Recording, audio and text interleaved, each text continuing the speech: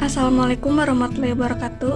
Halo semua, perkenalkan saya Suci Galur Rahayu dari Prodi Perikanan Laut Tropis, Fakultas Perikanan dan Ilmu Kelautan Universitas Padjadjaran. Dalam video ini saya akan membahas mengenai konservasi di Pulau Kumbang, Karimun Jawa. Pulau Kumbang merupakan salah satu pulau kecil yang berada di gugusan Kepulauan Karimun Jawa, Kabupaten Jepara, Jawa Tengah. Pulau ini termasuk ke dalam kawasan Taman Nasional Karimun Jawa yang dikenal sebagai kawasan konservasi laut dengan keanekaragaman hayati yang tinggi. Di Pulau Kumbang ditemukan lebih dari 58 genus karang keras dan lebih dari 500 spesies ikan karang, yang dimana ekosistem ini menyediakan habitat, tempat berkembang biak, dan sumber makanan bagi berbagai biota laut seperti ikan, moluska, dan krustase. Pengertian dari terumbu karang adalah ekosistem laut yang terbentuk dari endapan kalsium karbonat yang dihasilkan oleh koloni karang keras yang hidup bersimbiosis dengan alga zooxantel, yang dimana ekosistem ini dikenal sebagai hutan hujan tropis laut karena keanekaragaman hayatinya yang sangat tinggi. Selain nilai ekologis, terumbu karang juga memiliki manfaat ekonomi dan sosial, seperti sumber penghidupan bagi nelayan, perlindungan pantai dari abrasi, dan daya tarik utama bagi wisata bahari. Namun, terumbu karang sangat sensitif terhadap perubahan lingkungan seperti peningkatan suhu laut, pencemaran, dan aktivitas manusia yang merusak, sehingga memerlukan upaya konservasi yang serius dan berkelanjutan.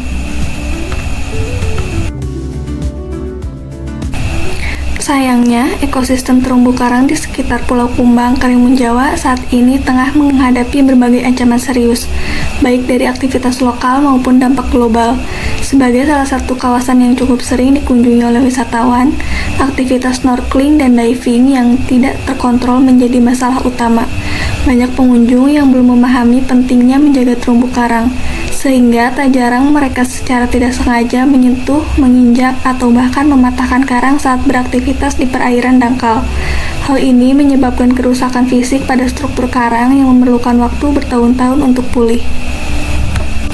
Selain dari sektor pariwisata, pencemaran lingkungan juga menjadi ancaman yang signifikan, yang dimana limbah dari kapal wisata seperti oli dan bahan bakar mencemari perairan dan merusak keseimbangan ekosistem laut. Tidak hanya itu, limbah dari daratan seperti sampah plastik dan limbah rumah tangga yang terbawa arus turut memperburuk kualitas air laut. Proses sedimentasi yang disebabkan oleh alih fungsi lahan di kawasan pesisir juga berkontribusi terhadap peningkatan kekeruhan air, yang menghambat proses fotosintesis alga simbiotik di dalam jaringan karang. Ancaman paling serius dan bersifat global adalah perubahan iklim, terutama dalam bentuk kenaikan suhu permukaan laut. Ketika suhu laut meningkat secara drastis, alga zooxantel yang hidup bersimbiosis dengan karang akan keluar dari jaringan karang. Hal ini menyebabkan karang kehilangan warna dan mengalami bleaching atau pemutihan. Jika suhu terlalu tinggi berlangsung lama, karang bisa mati secara permanen. Kejadian bleaching massal ini telah tercatat beberapa kali di kawasan Karimun Jawa dan dikhawatirkan akan semakin sering terjadi seiring meningkatnya intensitas perubahan iklim.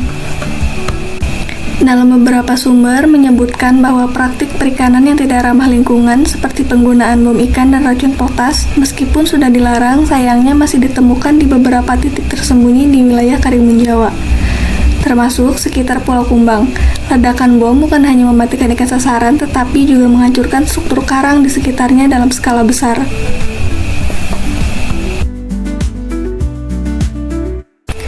Untuk melindungi karang, Balai Taman Nasional Karimun Jawa telah menetapkan zonasi kawasan konservasi, yaitu zona inti, zona pemanfaatan wisata, dan zona tradisional perikanan.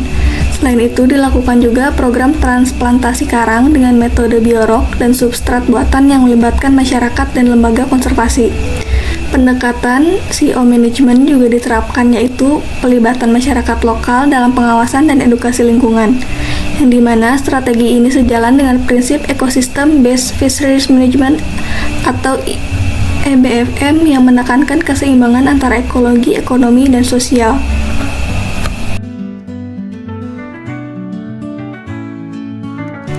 Terumbu karang tidak hanya penting bagi ekosistem, tetapi juga bagi kehidupan manusia, yang dimana masyarakat pesisir sangat menggantungkan hidup pada ekosistem ini untuk perikanan, pariwisata, dan perlindungan pantai.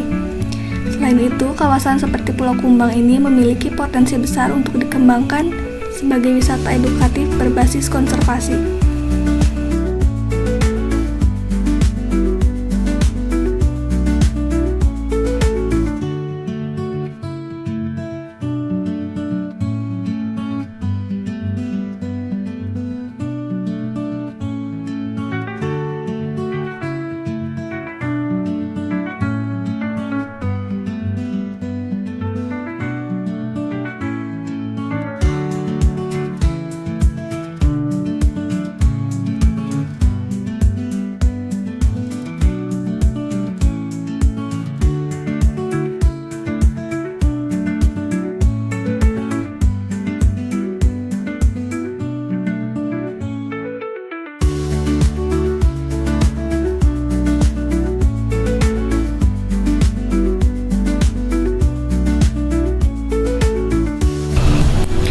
Dari kajian ini, saya belajar bahwa konservasi tidak cukup hanya dengan aturan, tetapi juga membutuhkan keterlibatan masyarakat, edukasi, dan sinergi antar sektor. Kita semua bisa berperan, baik sebagai akademisi, wisatawan, maupun warga biasa. Menjaga terumbu karang berarti menjaga masa depan pesisir dan kehidupan laut.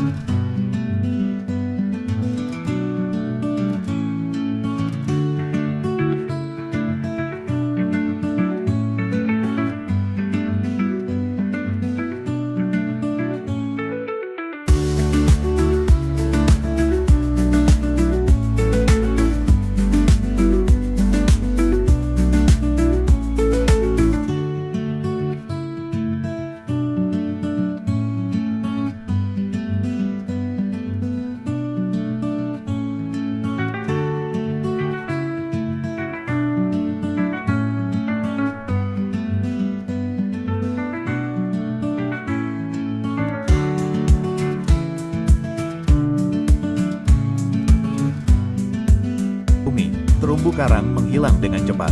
Perkiraan memperkirakan bahwa kita telah membunuh 10% terumbu karang dunia, dengan sekitar 60% dari yang tersisa terancam serius oleh aktivitas manusia. Namun yang